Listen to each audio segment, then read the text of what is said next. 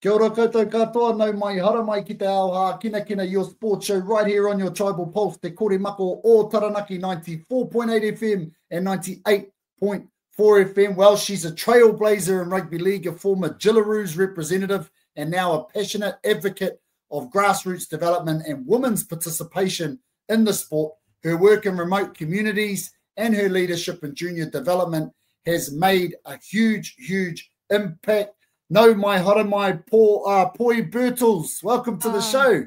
No, tēnā koe. Thank you for having me. Awesome. Awesome to have you on the show. Been looking forward to catching up with you and hearing about your journey. Now, before we get started, just ko wai koe no he koe, just a little bit about yourself and where you're from. Yeah, definitely.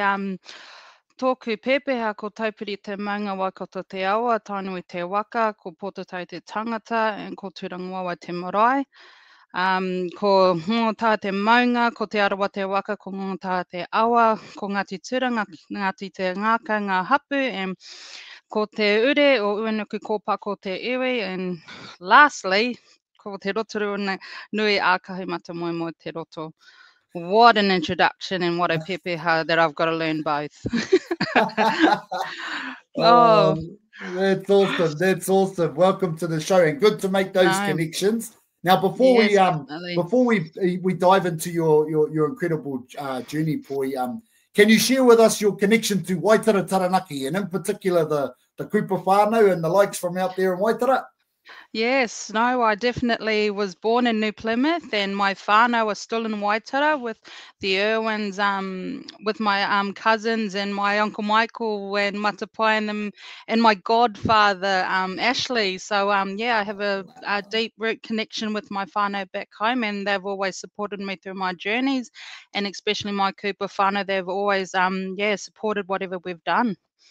That's beautiful. Great to make that connection. Beautiful whānau they are, and I'm sure they're tuning in, listening to this, I'm sure. So now, can you tell us a bit about your upbringing and how your Māori heritage has kind of shaped your journey in rugby league?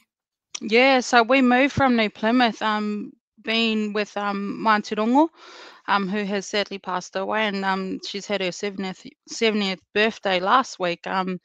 So we moved from Waitara to Ngārua Wāhia, and that's where I basically, where my journey began when I was in Kohanga Reo at Turangawaawai, and after Bernard Ferguson when I was in intermediate, and grew a love for sport and education, but most importantly, it was the connection with my whānau that brought us close to having the best of both worlds as our reo and also our sporting arena.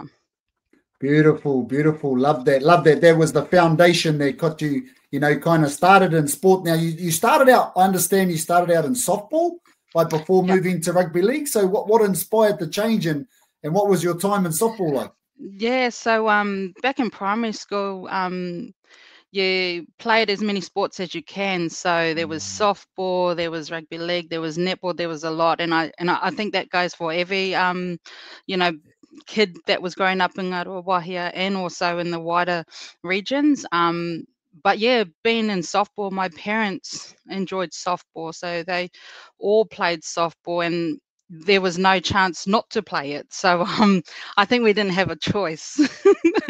So we played the game since we were 5 years old and then grew a passion for it and then slowly merged into all the reps and built connections with other friends that I made throughout New Zealand. So it was it's good. It was a good stepping stone. Awesome stepping stone indeed. Now rugby league, obviously you took on rugby league and things just went from to the sky because you at just 19 years old you debuted for the Australian Jillaroos, which is an amazing achievement. What was that experience like and how did you navigate the cultural challenges of representing Australia as a proud Māori woman? Yeah, so residing in Sydney, Campbelltown in 2004, the challenges were being part of a community and learning what the community is all about. But I was happy enough to have my sister wanting to look for players at East Campbelltown, at our local club, where she was trying to, navigate players, and I needed the fitness for softball. So I just put my hand up for rugby league, and I fell in love with it. I fell in love with the fitness, the grit, the competition with other girls, and I found that I had a knack for it. And I tried for New South Wales, and got into the New South Wales side. And then the stepping stone was, congratulations, you've been selected for the Jillaroos to trial.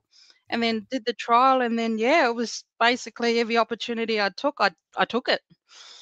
Wow, what an amazing achievement for such a young wahine. Obviously, just over in Australia, giving things a go, and next minute you're wearing the national jumper. So that's awesome. Now you've been a strong advocate for wahine and rugby league, for women in rugby league. What changes have you seen over the years, and what do you feel still needs to happen for the women's game? Yeah, so I think the grassroots of everything with the female space is that there weren't very much resources for our wahine to be involved. So you basically still had to work and still had to train and still had to commit to the regime of our elite professional training schedules. So that was one of the barriers that was hard, because as working in Australia, you had to find a stable work that would work the hours. And sometimes some of our wahine, couldn't do that, because some were, mothers, some were single mothers. So we kind of brought a circle together where we helped each other. We helped each other with training, individual training, looking after our peppies on the side of the field, watching us. So those were basically the challenges, but it was the grit that we had from our whānau kotahi that we had over here, where they made that easier for us, because they took the burden of looking after our babies. They took all that away with the fundraising. They created a space where we sold hangi to accommodate us. So all those excuses that were, big excuses, didn't become excuses when we had our whānau kotahi, our circle that got us there. So it's a big challenge to what it is now, and the enormous time that our wahine have spent off the field building to get to what it is now.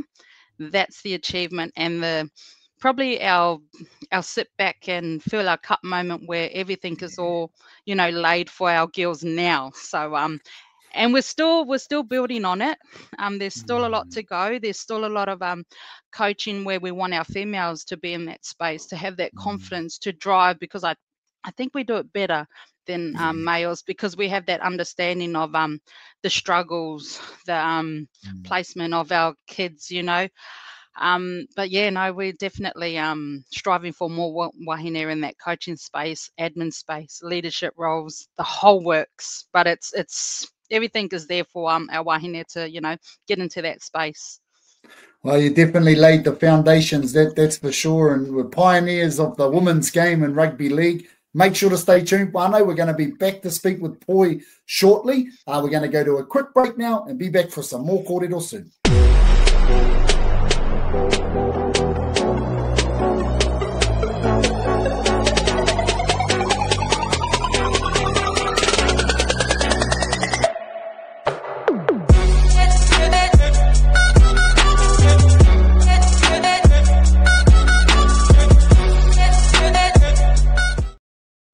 Kia ora koutou whānau, welcome back to Te Ao Hākinakina. We are here with Poi Birtles, having a mean kōrero about her journey in rugby league and the amazing mahi that she's done. Now, NRL Women in League Award.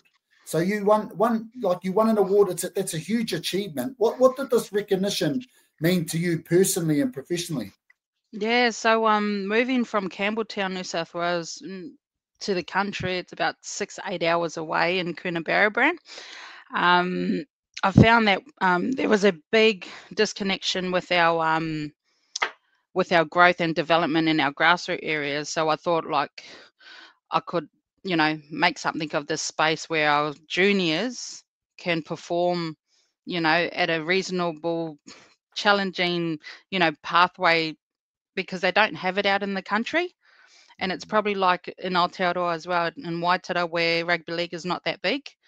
So I, had the opportunity to, merge into there, and just to create a space where children, actually learn the game of rugby league instead of just playing rugby, bull rush, because that became like a regular training session, bull rush, bull rush, bull rush. But the children are not learning the safety techniques, the tackle techniques, why you're tackling, why you're attacking, and why you're defending. So yeah, that's how it all started. So our club basically had a program to follow, and each age group had different styles of teaching our babies and our older youth how to actually play the game of rugby league and actually be safe on the field for the defensive and the opposing side as well. So yeah, it was a big achievement, and getting the award was something that my committee and my community didn't tell me about.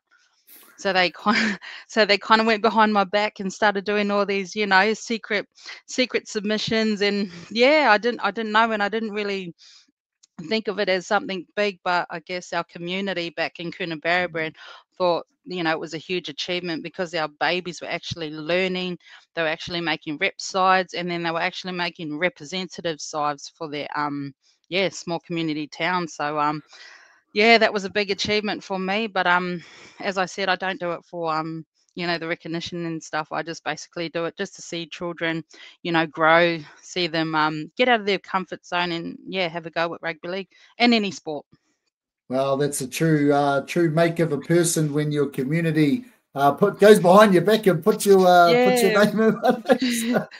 Yeah. So that's awesome. That's so cool. So you coach junior teams, and you mentor young players. What's the most rewarding part of working with the next generation? Yeah, so the most rewarding part for me is making sure that the children have a choice. They have a sense of belonging where they can find their own sense of belonging in a circle where they belong. And rugby league has given that opportunity with our academies, with our clubs, with our reps.